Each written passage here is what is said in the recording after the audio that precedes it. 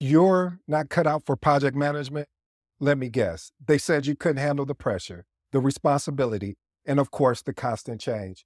But what if I told you that your unique strengths are exactly what make you perfect for this thing that I love, that I hope you fall in love with, called project management? Have you ever wondered why some project managers continue to push through all odds while others burn out?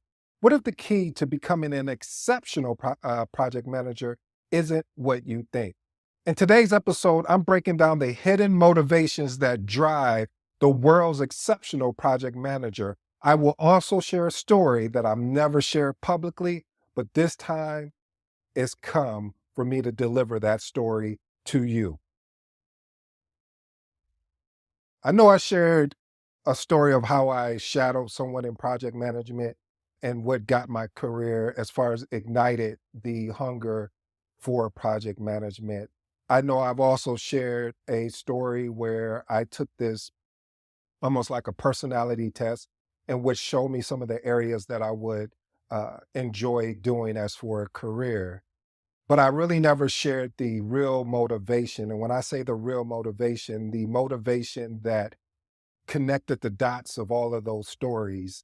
This is one of many, and I hope I can be more vulnerable with you guys as time goes on. But today, this is one of those that I'm going to have to talk slow with because if I don't, it may trigger something where I think about the challenges and struggles that it took for me to get here. And I share this with you guys because there are project managers or people that want to get into project management or already in project management, and they always get the destination. They never get the journey. What do you mean by that, ED? What I mean by that is that a lot of times that people get the end goal or the destination of actually becoming that project manager or wanting to be that senior project manager or program manager, etc., but they don't understand the journey of how to get there. So this is how it happened for me, full transparency. See, I had a very toxic manager that I shared with.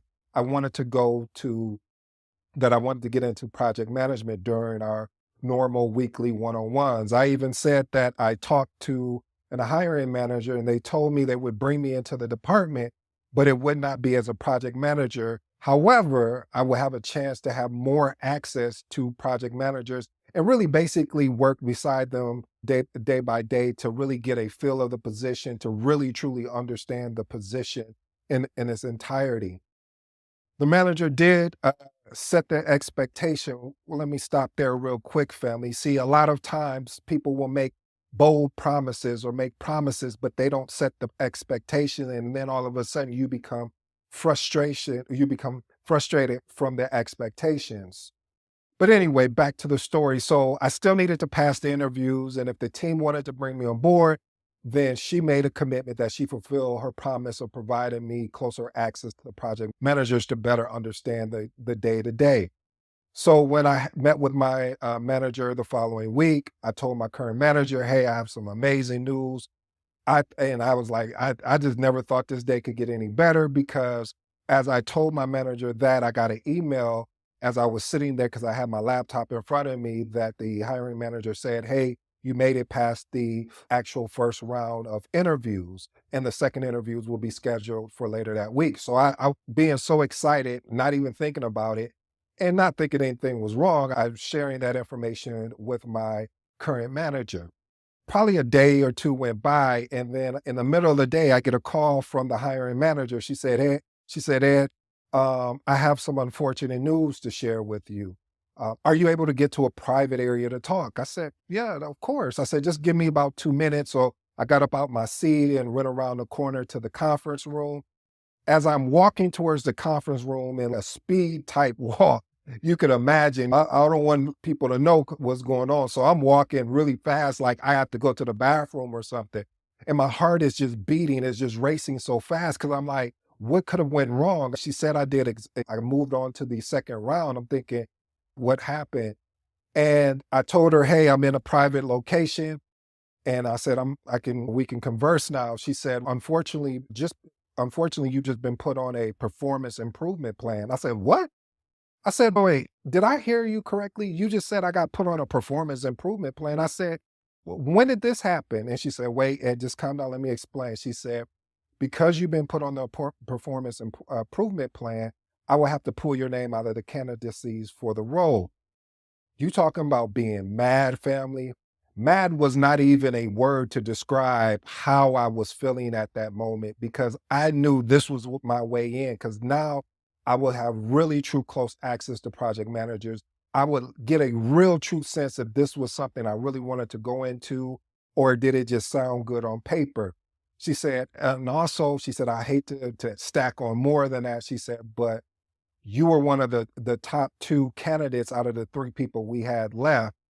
Now, family, I haven't even received the performance improvement plan yet from my hiring manager. So I knew nothing. I thought this lady was making this up just so she didn't have to bring me on board. But what I failed to realize is that where the organization at the time where I had worked at, when a performance and improvement plan is documented, is put into the system. And so because it's put in the system, and when she went to go send me to the next stage of the interviewing process, that popped up for her and wouldn't allow her to move me forward because this is a company policy.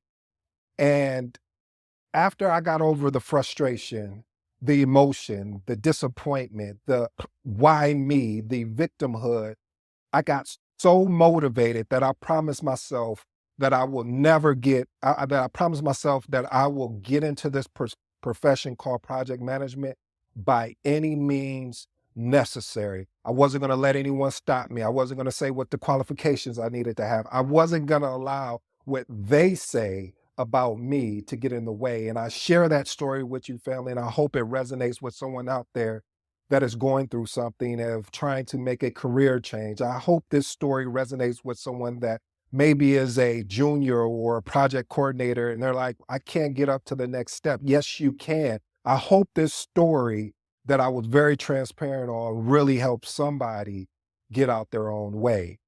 With no further ado, let's get into these 8 points. Point number one: desire to prove doubters wrong. Again, desire to prove doubters wrong. The determination that I had was that I was going to get in this thing called project management. This was the profession for me because all of the resistance was happening. All of the obstacles was happening that I was like, why is this happening? So I'm going to tell you the action, the thing that I did. I went and looked for a program online. If the programs were like how they are now, I may not have went this route, but this was what I found and this is what I went with. So I found a university that they offered a bachelor's and a master's program in field of project management.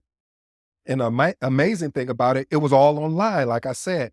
So I already had a bachelor's, so I went after a master's program.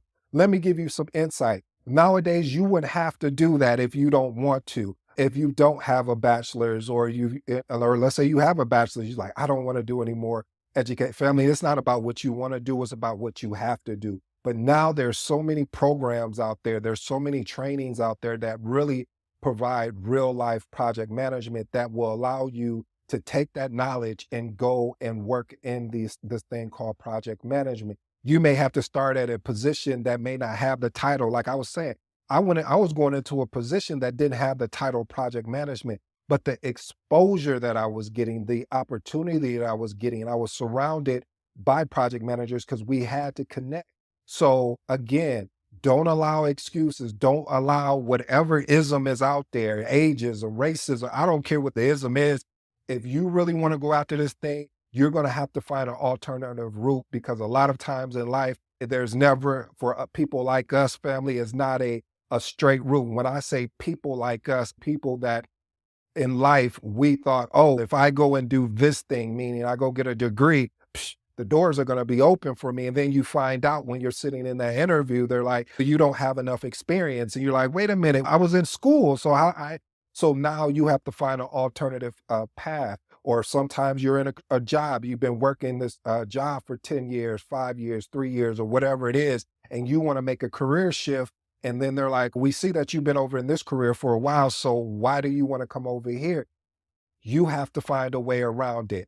I always say to you, family, is that You have to find a way to navigate. And this brings me into point number two, personal growth mindset.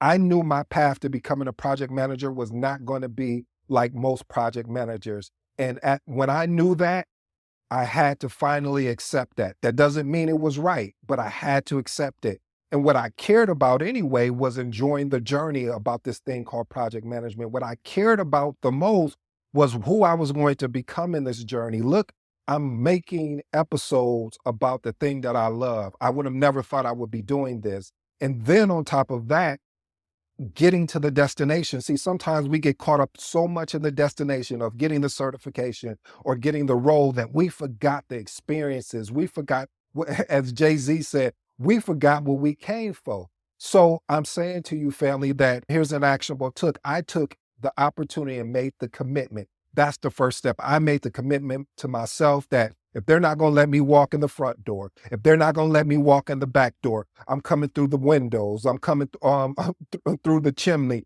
I am coming into this thing called project management. And my insight to that, family, is in making that commitment, I said, there's no excuses. I don't care if they say no. When they start saying no, I'm just going to clap yes and get excited. What do you mean, ED? Because I know they just made a mistake. They made a mistake in not accepting me because I'm hungry. And that's how you have to get, family. You have to get so hungry for this thing called project management if this is the career that you want to get into, because if you don't, any little thing will allow you to sit down and have a pity party. Any little obstacle that get in your way, any no or them saying you're not deserving of this because you don't have the experience. So I say to you, family, do not give up. Have a personal growth mindset. Let's move on to point number three. Another one of my passions was problem solving. I love the ability to look at problems and figure out, like, when most people would give up on a problem, okay, let me see if I could do this. I was willing to test and try and test and try different things. And so an actionable tip is, if you're in this particular space, start working on preparing a detailed report and presented it to the board or along with potential mitigation strategy. I don't care if you don't have anyone to present to. Start getting those reps in, start getting that type of practice in, because this is going to allow you to excel when it is time, as they say, when the lights are on. Don't wait until the opportunity shows up and then you haven't done the prep work. I'm telling you, do the prep work. So just in case if a project manager decides to go to another organization, you may have an opportunity to get in there. If you're making the career switch to get in this thing called project management, and they're starting you off at a coordinator, then you can articulate, hey, I've been here for a while. I've been watching. Could I have an opportunity to actually do this thing called project management? Point number four, a life learner. This drive for project management, you have to always be continuously looking to improve, staying ahead of industry trends. It's about finding the excitement of new knowledge. That just excites me. Here's an actionable step. Create a personal learning roadmap. What does that look like?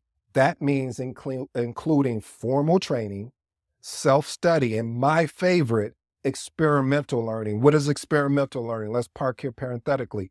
Experimental learning means that you are testing out what you're actually formally training and what you may experience on the job, and finding a way to mix these two together. Because listen, the PMBOK guide is a standard guide. Not everything in that guide you're going to leverage, or the agile practice guide. You're not going to use everything in there. So why not start testing things out? Run a project of your life and test out, like, hey, what if I put together a schedule and then I realize, okay, we need to push this up in the schedule. You can do that in your personal life, and you can leverage that in the interview if you're going on board with a new organization and you don't have the experience. Again, we have to think outside the box. Insight. The most valuable learning often happens outside of your comfort zone. Just don't focus on areas you're already strong in. Deliberately seek out knowledge in your weak spots or emerging fields. One of the things that I did that I'm always recommending to people that are thinking about getting in project management, I think I hit on it a little bit and shared it in one of these later episodes, where I talked about, if I was starting all over again, one of the first things that I would do was either create a podcast or a YouTube channel. Those would be the first two. I would either one of those two. The reason why is what this can do for you is as you're studying the information, you can start presenting it. Even if you don't want to be on camera, fine. Just have slides in place. And because you're going to be in meetings where you're going to have to present slides anyway. So have that ability to, you can build up that confidence. This is a secret weapon. I'm telling you, if you take this chance, just do 100 videos and see what happens. Do 100 episodes and see what happens. See how far your knowledge grows by doing that. Let's move on to point number 5, a variety seeker.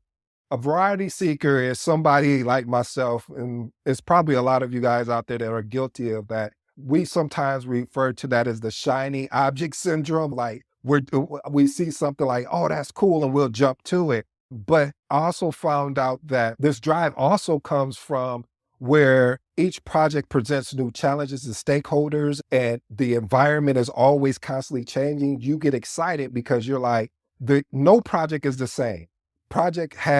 You could be running the same project year after year, and it's going to present different problems, different areas of opportunity, different learning opportunities. I'm going to give you an example. You could be leading a project and all of a sudden some of your best people decide to leave the organization. And now you're stuck picking up the pieces because when new people come onto the project, first of all, you got to get them acclimated to the team because the team already has a bond and they're like, this is an outsider. We don't know this person. And so they're not more transparent and forthcoming as they normally would. So you have to be able to bring them into the fold and make them feel comfortable along with the team. Here's an actionable tip. Create a project diversity checklist for your career. Include different industries, project sizes, methodologies, frameworks, and team structures. Check this, family. Aim to check off one new item each year to ensure continuous growth. You heard me say year, not weeks, not month, because you want to be able to master each one of these items. And when I say master, I don't mean like you're never going to stop working on the thing. I'm saying get to a point where you're comfortable having a conversation with another project manager, where you're comfortable having a conversation with a hiring manager. Here's some insight. While the variety is stimulating, be cautious of becoming what they call a jack of all trades and a master of none. So strive for balance between diverse experiences while you're developing a deep expertise in a specific area. For me, family, one of my deep expertise, I actually have 2, but now I'm really going deep into this other area because I've been in it it'll probably be almost 4 years coming up, and it's cybersecurity. I've developed a deep passion for cybersecurity, but specialized in PCI DSS, which is part of a GRC, which is global risk and compliance. So the compliance piece, I really am in love with this compliance aspect of things. And I'm doing a real deep dive on that, kind of reading on that on a regular basis. Let's move on to point number 6, strategic vision. This motivation arises from the ability to see the bigger picture and connect project outcomes to broader organizational goals. It's also about understanding how individual projects fit into a larger strategic landscape. Here's an actionable tip. Schedule regular meetings with senior management, or if you feel comfortable enough, which you never will, so you might as well do it anyway, with executives to discuss organizational strategy. Now, one of the things I want to make sure you do before you go into that meeting, before you think I'm just going to go in there and they're just going to give me their time, be prepared, have questions already in place. I would even recommend sending those questions to the senior management or executive to let them know, this is going to let them know how serious you are and what you want to talk about, because what you want to make sure is the projects that you're leading are aligned with those objectives. Here's some insight. PMs who can articulate the strategic value of their projects are more likely to secure roles and support from upper management. Developing these skills translates into project details into a strategic language. Let's move on to point number 7. One of the reasons why that motivated me to get in this thing called project management is leadership calling. One of the things is the desire for me was the guide to, as John Maxwell talks about, to influence and impact as well as inspire teams towards achieving a project goal. It's about finding fulfillment and bringing out the best in others and aligning diverse talents towards a common objective. I get super excited about that because when you first start on a project, the team is just, ah, it's interesting. You start having many fights and people want to show you how smart they are. And once you get past all of that and you're able to develop that transparency, to develop that trust, now you have the team working together as one. And it's not about you need to do this. It's, hey, I want to recommend something. Yeah. And this brings people closer because now it's not about them trying to show how smart or intelligent they are. It's really about, if I can help you have success, in turn, that's going to end up helping me have success. Here's an actionable tip. Develop a personal leadership development plan, including goals for enhancing your communication skills, your EI, which is emotional intelligence, and most of all, your decision, not your choice making, but your decision making abilities, and set measurable targets and review your progress quarterly. I want to give you a quick insight. Effective project leadership is less about control. Let me slow that down again, because see, a lot of people get in this thing called project management and think, oh, I'm going to have control and I'm just going to be so control. I'm going to micromanage and do. No. Effective project leadership is less about control, is really truly more about influence and impact. And the most successful, or I should say exceptional PMs, create an environment where team members feel truly empowered to contribute their best work. Point number 8, outcome-driven achiever. If you're an achiever, if you're somebody like to go after things, this motivation arises from the satisfaction of seeing tangible outcomes and measurable impact. It's about the pride in delivering a project or projects that create real value for the organization or your clients. Actionable tip here for you, family. Develop a comprehensive project impact scorecard that goes beyond the traditional metrics like time and budget, maybe even scope and quality, and include measures of business value, user satisfaction, and long-term benefits. Here's the insight.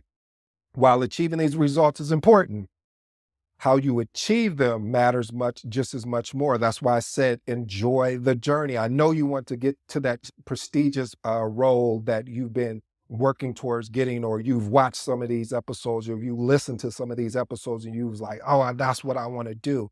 But enjoy the journey, family. I can't say it over and over again. And I know what you think of. You're already there, so you can say, no, seriously. If I wouldn't have enjoyed the journey, I would have been so frustrated about how long it took to get here because I didn't know which direction to go at first. And that's why it was important to have that mentor there to shape and mold me and push me into my own career. All right, here's a bonus, family. Tech enthusiasts. So this drive comes from the interest in leveraging technology. I love technology. And to enhance project management practices. It's also about seeing really the potential in new tools when you're solving problems, and most of all, improving efficiency. Here's an actionable tip. Create a technology sandbox for your team and allocate time and resources to test new PM tools out and technologies in a very low risk environment before full implementation. I do want to give you some insight in here.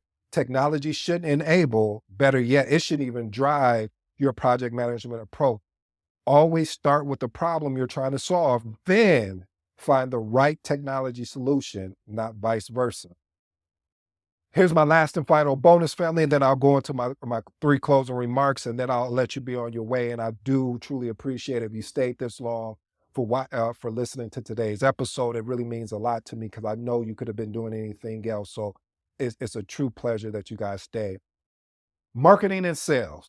So as a project manager, you have to understand that this is something that is not talked about a lot. I said I'm going to write on this because of the fact that sales is, you have people that do not report to you a lot of times if you're a project manager. So how can you persuade them to do things that they really don't want to do? How can you persuade them in a way that they will make the commitment and not be interested because they got other projects? And on top of that, they have their day-to-day. When you're writing your emails, a lot of times people are not going to read your emails. So I use marketing techniques in my subject line. I do weird things to capture someone's attention. Like I try to find the most powerful headline that I could think of. And I take time. Like most people will just, a project manager, send out the meeting recap or send out if they need to get someone's attention, just whatever.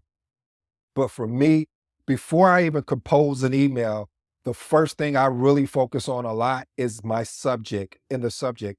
And I make sure it's something that's captivating, that is in bold letters. So when you're reading, when you're getting all these emails as an executive or a manager or whatever, you're going to want to stop and find out, well, what does he mean alert? What does he mean stop and read this now?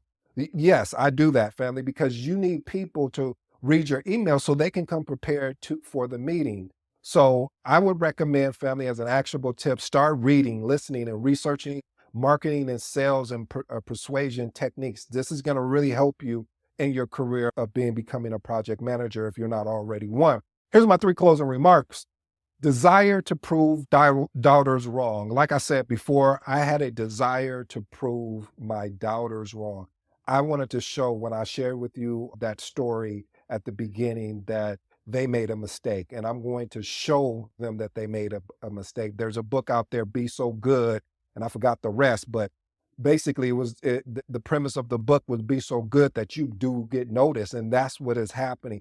I'm still working on being so good that you have no choice, no option. You only have a decision to pay attention to what I'm about to do and shake this thing up called project management. Point number 2, leadership calling. Like I stated before, it's not about control. It's really inspiring, influencing, motivating your project team and stakeholders about achieving project goals. And the last and final thing, just really truly problem solving as a passion, just being passionate about problem solving, taking on problems and saying, hey, I'd like to volunteer to help solve this problem. Even if you're not technical, even though you don't even know what's going on, but that exposure is going to help you put a framework together how to solve problems. Family, again, I go by the name of ED. For all you smart and intelligent folks out there, that just simply means Ed. Today was one of those episodes for me that I stepped into, well, I guess out of my comfort zone, because to share that story was very uncomfortable for me, but I talk about it a lot here, and I don't want to tell you something and I'm not living it. So today, in many episodes, I've lived what I've talked about, and I hope that I've inspired or influenced somebody that is on the fence of, oh, I don't have this degree or this certification, but I really want to get into project management, that I've eliminated those excuses, because it's not a straight path. It's not always a straight path into project management. But if you're willing to trust the journey, if you're willing to make the commitment and the necessary sacrifices, and I'll leave you with this question: what are you willing to sacrifice to become what you said you want to become? Until next time, I'm out.